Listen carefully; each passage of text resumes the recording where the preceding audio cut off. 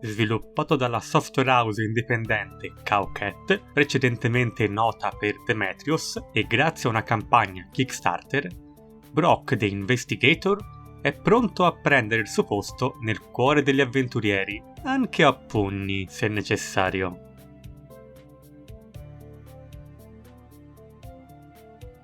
Ambientato in un mondo futuristico dove l'aria è ormai compromessa dall'inquinamento e gli animali hanno rimpiazzato gli esseri umani, la società del mondo di Brock è divisa in due classi. I fortunati, conosciuti come Drummers, vivono sotto la sicurezza di una cupola, mentre gli sfortunati, conosciuti come Slummers, vivono e combattono per sopravvivere ogni giorno. Brock è uno di questi Slummers che si barcamena per cercare di sbarcare il lunario insieme al figlio adottivo Graff. Il suo lavoro è quello dell'investigatore, che si sa non è facile, anche se sei un coccodrillo o alligatore antropomorfo. Una mattina riceve una chiamata da un poliziotto che gli chiede di aiutarlo a ritrovare la sua pistola smarrita. Un caso semplice, sembrerebbe, ma che si rivelerà presto soltanto l'inizio di una cospirazione governativa che potrebbe cambiare il mondo.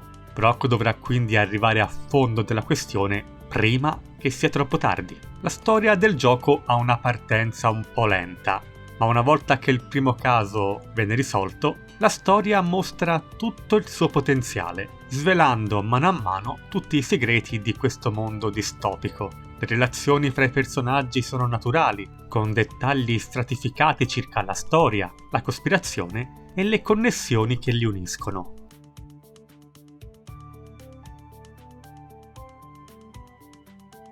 Brock the Investigator è un ibrido fra un'avventura tradizionale e un picchiaduro a scorrimento. Una bizzarra combinazione che però funziona sorprendentemente bene.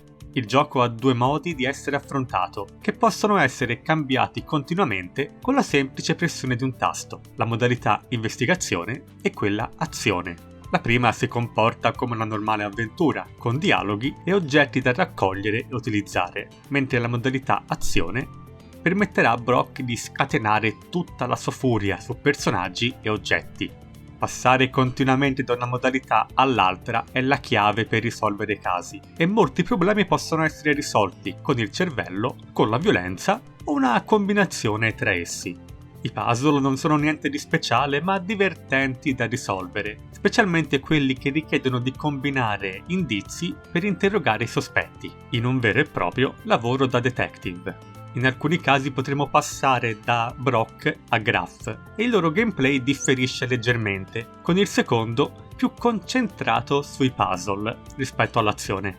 A inizio partita comunque ci viene chiesto di scegliere fra 3 livelli di difficoltà e a quello più basso il gioco permetterà di saltare completamente i momenti di azione. Così anche chi non è proprio avvezzo, come me, ai picchiaduro a scorrimento potrà giocare senza paura alcuna. Le parti di azione comunque sono leggermente goffe e spesso diventa più facile proseguire premendo semplicemente tasti a caso che provando a sbloccare le combo, ma i giocatori più esperti potrebbero avere più fortuna.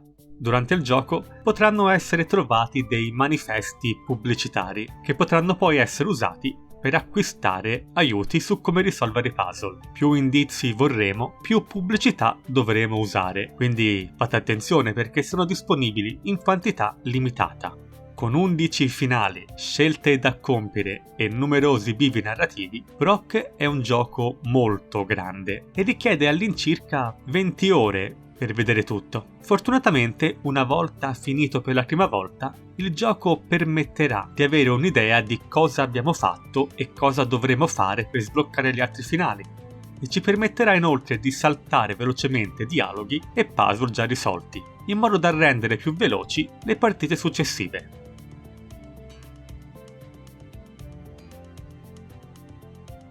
Brock attira e ammalia l'occhio dei giocatori con una grafica a cartone animato ottimamente realizzata. I personaggi, tutti animali diversi e robot, sono pieni di personalità e il design e le espressioni facciali sono ottime. Solo le animazioni sono leggermente meno curate, anzi molto meno curate. Spesso addirittura vedremo personaggi in sottofondo completamente immobili, anche in scene tecnicamente concitate, il che è un po' un peccato.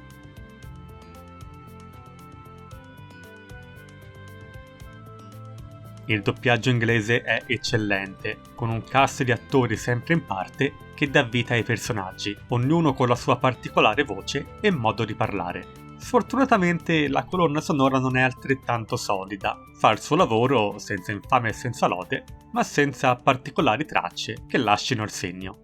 Nonostante la mole di testo sia notevole, il gioco è tradotto in italiano.